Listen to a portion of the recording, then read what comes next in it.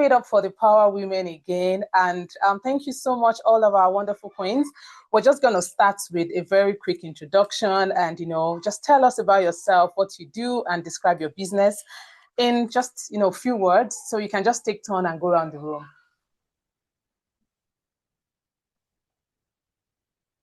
Okay, hello everyone. Good afternoon by my time. Okay, my name is Cherish Okwade. Thank you so much for the opportunity to be here. I'm really grateful. So I'm a co-founder of Eagles Leadership Development. What we do is that we mentor young women, even men. We teach people about legacy planning because a lot of us are so focused about what we're in right now and we don't even think about the future. And we also help business owners to eliminate their taxes, increasing their profits. This is what I love doing. I've been mentoring, coaching all my life, but I'm always this person that always want to be behind the scene. So I just discovered that God has given me this talent. I need to be seen. I need to take this to the next level. And that was how this business idea was birthed. Thank you for having me again. Thank you so much, Queen Cherish. Wow. Okay. We love that. Okay. Who's going next? Hello, everyone. Can I go next? Yes. Is it okay to go ahead, please? Yes, it's okay. Please go ahead. Okay. Good evening, everyone from my part of the world. I am Deborah Disu, but I am fondly called the Sabi Cook. And what I do is that I turn simple moments into memorable experiences with authentic and flavorful dishes. I leave my customers, I leave my guests, my clients with distinct satisfaction at the end of every meal. Thank you very much. Thank you so much, Queen Debbie, the Sabi Cook. Hi, everyone. Can you all hear me? Yes, we hear you, Queen Bola. Yeah. Hello, my name is Bolanle Akingbeng. Everyone call me Bola Akin for short. I'm a passionate rehabilitation counselor and advocate. And basically, I love to support people with disabilities and mental health issues in living a meaningful life. I'm an entrepreneur. I've been an entrepreneur almost all my life, even from school. But currently, I seek to help people with disabilities and mental health issues in living a meaningful life. And I am more of an influencer. I see good things and I like to invite others into it. Thank you. Thank you, Queen Bola. Did you guys spot that? Everybody has been talking about influencing, from Queen Cherish to the Sabi Cook to Queen Bola. There's been a lot of influence being thrown around. Thank you so much. Yeah, Queen Shion and Queen Janet, we have it. We still want to hear from you, Queen Shion.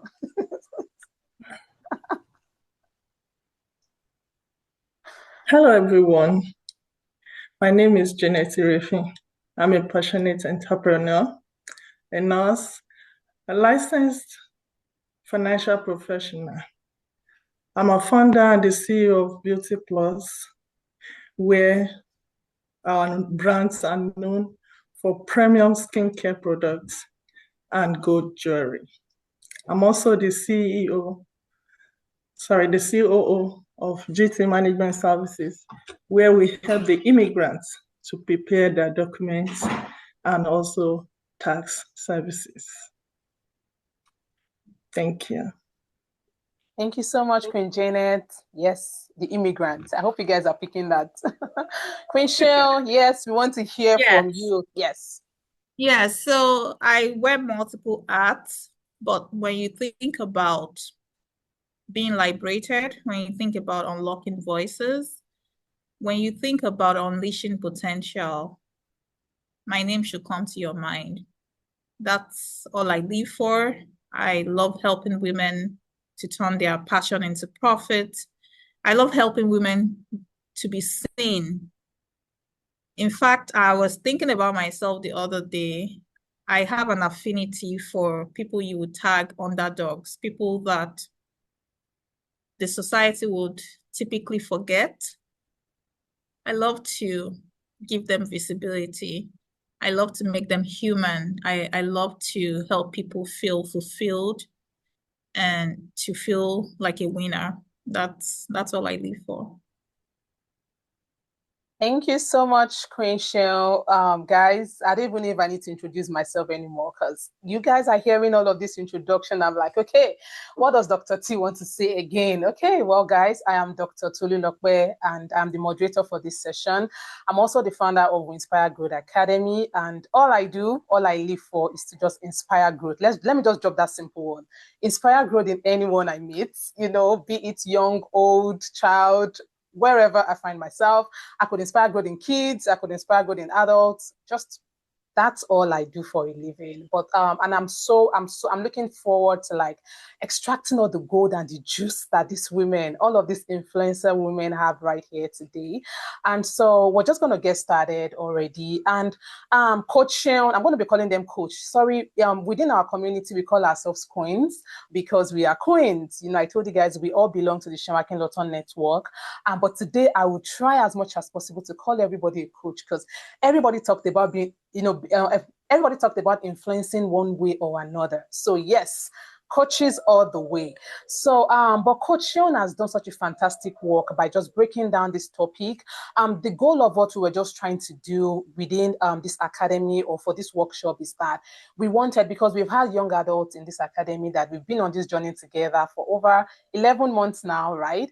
And we're wrapping up this academy. And one of the closing phases for it is we have to talk about leadership and entrepreneurship. We talked about leadership in our last workshop, and this particular workshop is on everything entrepreneur. And I thought about it. I belong to a community of women that they are business owners in their own spaces. How can I bring these women in to come pour into my weak stars, even into my own life, because I'm just a budding entrepreneur, right? So Coach Shaun has really done a fantastic work by explaining to us starting, dreaming, starting, and growing. And I would like us to take it one after the other with the panelists. As usual, for panelists, what I would like us to do is that I will call you to answer a question, but if I want it to be open to the house, I will let you know if I want it to take turns, because there's some questions that you have to just take turns and speak about. And then when we get to the very direct one, I will call on you to say, okay, could you talk about this? And if anyone has anything else to add to it, please feel free to just chime in once anyone is done on that particular question. So I want us to begin with dreaming as an entrepreneur. This one is big. The chat box is buzzing already, by the way. Everybody wants to eat because Coach Debbie has said a lot about we're going to eat and we're going to belly food tonight. So I want this question to go around the room. Like, I want you guys to talk to us. Can you remember when you first got the idea of maybe starting your brand or starting your business? We want to know what was going on in your life around that time, because I've met with a couple of people who maybe like start, dabble into entrepreneurship out of excitement. For some people, it's just frustration. Like, I'm tired. I don't want to be working under anybody anymore. Or was it out of necessity? Maybe like saying that responsibilities were expanding and you need to like have something extra. So can you think about that first moment, or talk to us about that first moment that you got the first idea for your brand or your business, and what was going on in your life around that time? I would like us to go around the room on this. Okay, I'll start with Queen Cherish. Thank you. That is good. So I'll start with thank you for the opportunity. What was going on in my life when I first started our business? So I've been doing business for almost, I would say 23 years. Because I remember my first business I started while I was still in college. So my mom gave me, I'm going to backtrack a little, I'll be super fast. My mom gave me my school fees. And I told her, look, I was like, I don't even have any other money aside the school fees. What do I do with my school fees to generate money? That's where my first business sparkle came from. And it's so funny because my mom is a career person. So I never grew up seeing anyone doing business. I took that money, I went to Badagry, bought fairly used shoes, brought it back to my hostel, and sold out on everything. So business has been a thing for me. But my current business that I'm doing, what bettered that business was I just had a baby.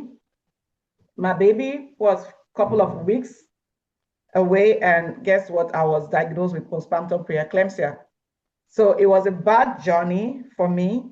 Going to work was now a challenge, and I love to work. I love to make money. So what do I have to do to generate that income?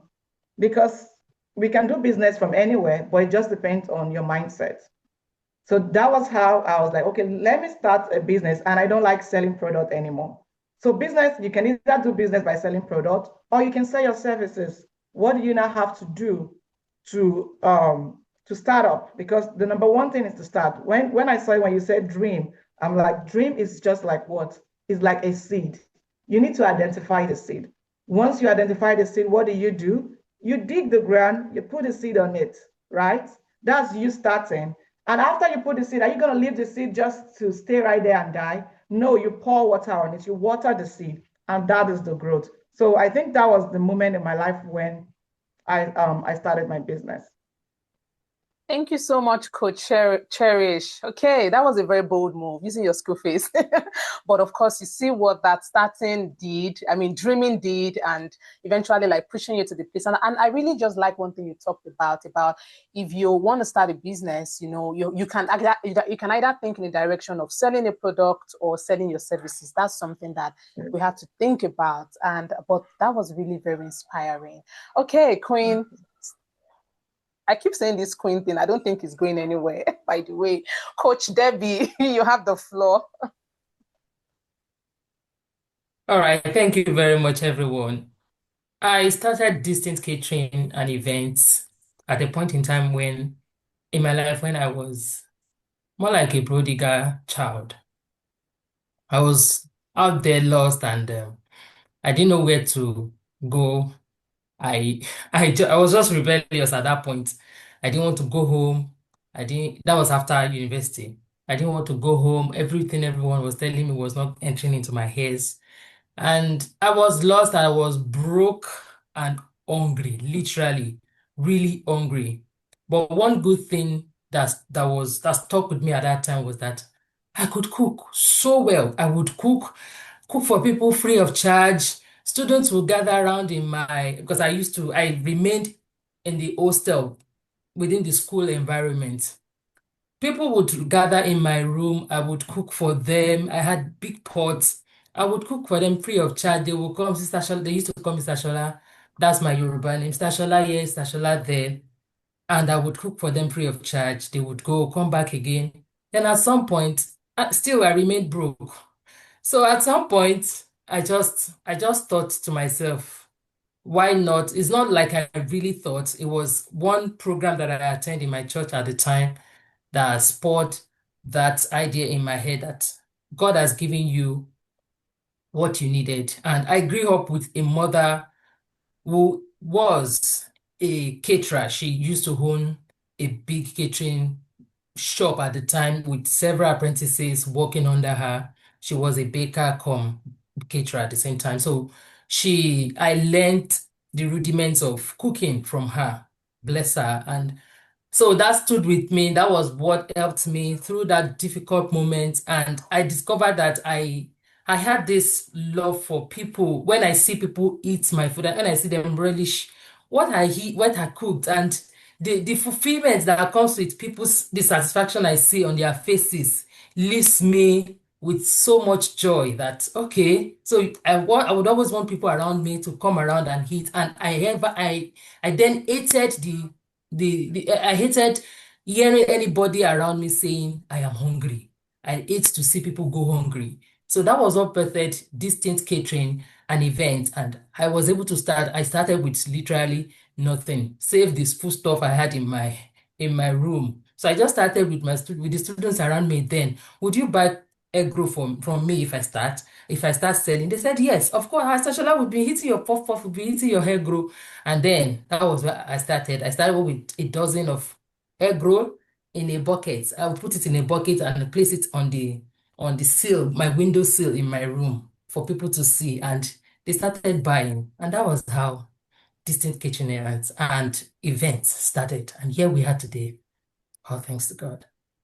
Wow, wow, glory to God. That's super inspiring. Somebody really put in the chat box what I was going to say about necessity is truly the mother of invention. Just like, Coach Cherish also mentioned.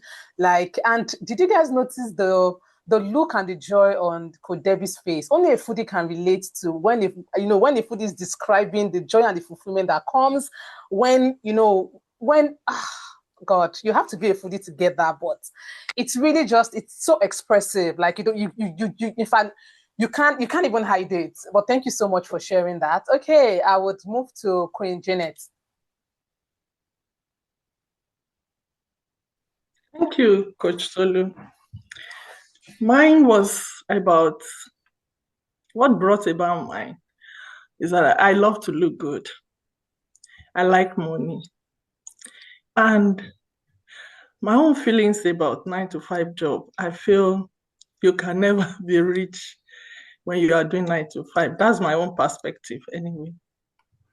So I started thinking, what can I do? And I could remember when my mom was a teacher. She was working and was also selling elubo. She will sell this whole elubo. She will take it to the teachers. They will buy at the end of the month. She will be paid. And that was her side hustle. So I learned from her. My sister also was into business. She was going to school. Just like what Queen Cherish said, her pocket money, she will use it to buy stuff, sell it and get extra money. So I think I got that from all those, with the fact that I love to look good. And, if you love to look good, you have to be hardworking. So I was working at a time at my job, some people were laid off. And from their own experience, I found out that it wasn't good. So, and that got into me that you have to start doing something by your side before anything happens. So I wear so many caps now. I have a family business and I also have my own side business. I'm into good jewelry and also the skincare products. I like to know what goes into my skin, and that was what brought about the skincare. I just feel like I see some people, they will tell you they're 60 years old and their skin still looks good. So that really, it got to me and I said, okay, I want to know what's all about skincare. I started very small in my own kitchen. Gradually, I started selling to people. I'll give it to people free to test. Can you use this cream and see how it looks like on your body? And today, I have people around me that tell me, Queen Janet, the sky is your limit because your products are good. I use it for myself, and I see people call me in stores, ask me, please, can you tell me the cream you are using? And I tell them, it's my product. They say, your product? Yes. I said, I made it by myself. So that has really inspired me. That was what got into me. And the gold jewelry, I've always loved business. I believe, and I went for a seminar that somebody talked about, it's good not to put your egg in one basket. It's good to have chains of business. So, and that was what brought about I've always loved gold. I've always loved buying and selling. So I went into gold. I started small. I would save from my job and put it in my gold business. And that was how I started building gradually. And today, I thank God it has become a brand in its own. Thank you. Wow, wow, wow. Thank you so much, Coach Janet. I'm sure that you guys, even on Zoom, you can already see that skin, how it is popping. And that tells you that looking good is a mantra. And she has found a way to make that mantra make money for her. And that's really so inspiring. Yeah, her skin is skinning. I agree. Like, there's no doubt. There's no filter. Nothing to take away from there. Thank you. So even the jewelry as she talked about, like, thank you. That was very spot on. I'm just saying some very, seems like your origins, the origin of your story seems to be flowing around the same area. All right, Queen Bola, let's hear from you, and then we'll take Coach Shion afterwards. Hello, everyone. Hi. What brought my business dream? I had my twin girls at the age of 22. And after I had them, I became really ashamed of going back home to ask my parents for more money. So I started to buy stuff. I'll go to Katangwa market, go to Oshodi market and buy things, take to school there back at the University of Ibadan and sell to other students so I could make more money for myself. They will ask me, you didn't ask for school fees. Well, if they give it to me, I'll take it. But I didn't see myself going back to ask them for more money. After I graduated, I was serving, I'll go to Aba and buy t-shirts, buy shirts, corporate shirts, and sell to teachers and even to youth corpers.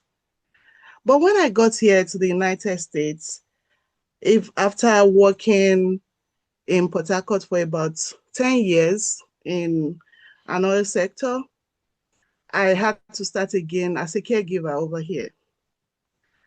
In the line of my duty, I will notice that people with disabilities that we're working with will just start behaving, they will act up, either because they were bored or because they didn't like what the staff or the staff was not giving them attention. I didn't like that.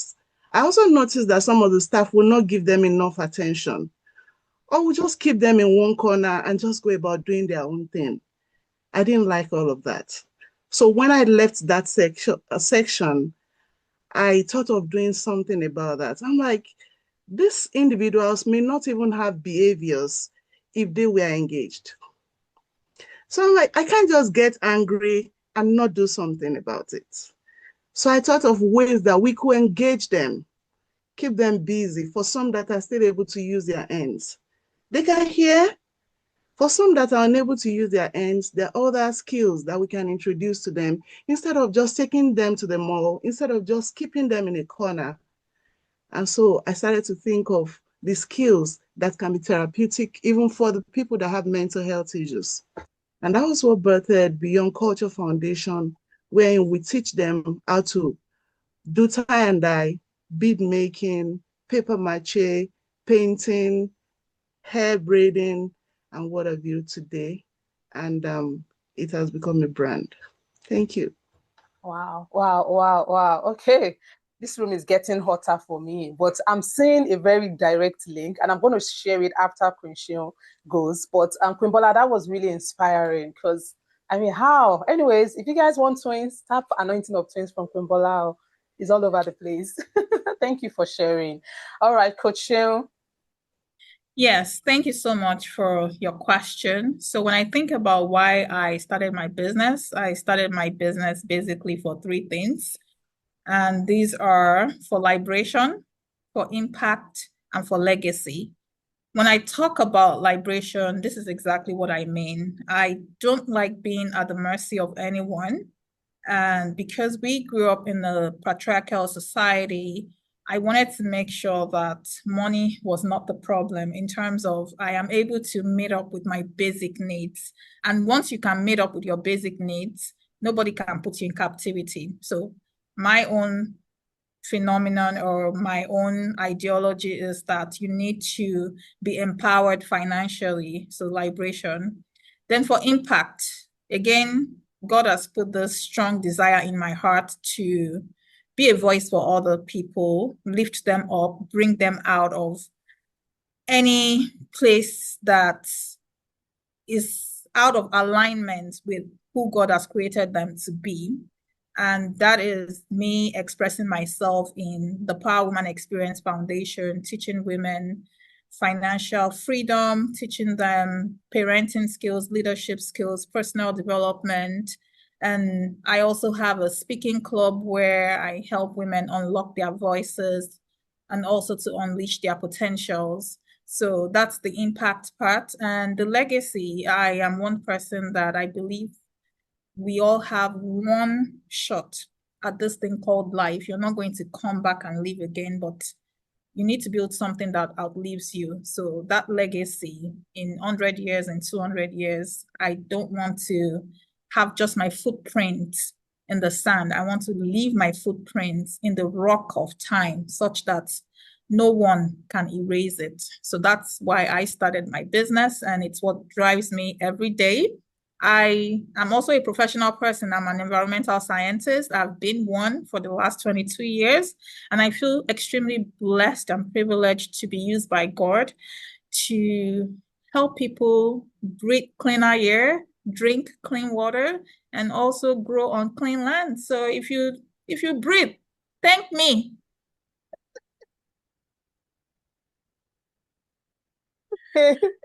Thank you so much, Coach Shil. And I like the line that you ended it with. All right.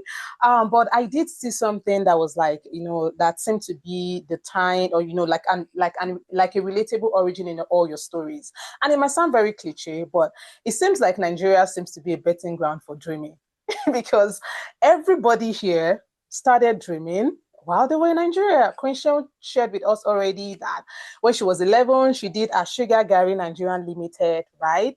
And Queen, same thing about everybody. Everybody literally shared about them starting something. And I also saw something in all your stories that you were women that did not want things to be handed over to you on a platter of gold. You felt like you had to make do something for yourself. And that's really just so inspirational. And again, I also saw something within your stories about using your talent and building something out of it. Like it seemed like everybody figured out what they could do. Like they didn't wait to copy someone. You see the way Coach Cherry said something about she would go to this market and go buy things, and she wanted to sell this product. And Queen Debbie was like, "Oh, I know that I can do this," and I put my hands to it, and I had to do it. Like I think the starting place of dreaming is where you look inward and you look at the talent and the gifts you have, and say, "What can I do with this?" As in, what can I do with what I have in my hands? Because everybody definitely has something in their hands. So if you're Nigeria, and if you're or even if you're not in Nigeria, but you're Nigerian, think about it. There is a dream that is inside of you that needs to find its way out. Maybe you need to come back home to come and dream. I don't know. Or you can sleep and put your head on the pillow and still dream. But wherever you are, and you don't even have to be a Nigerian to do this, every one of us is capable of dreaming. And dreaming is where it starts from. Okay.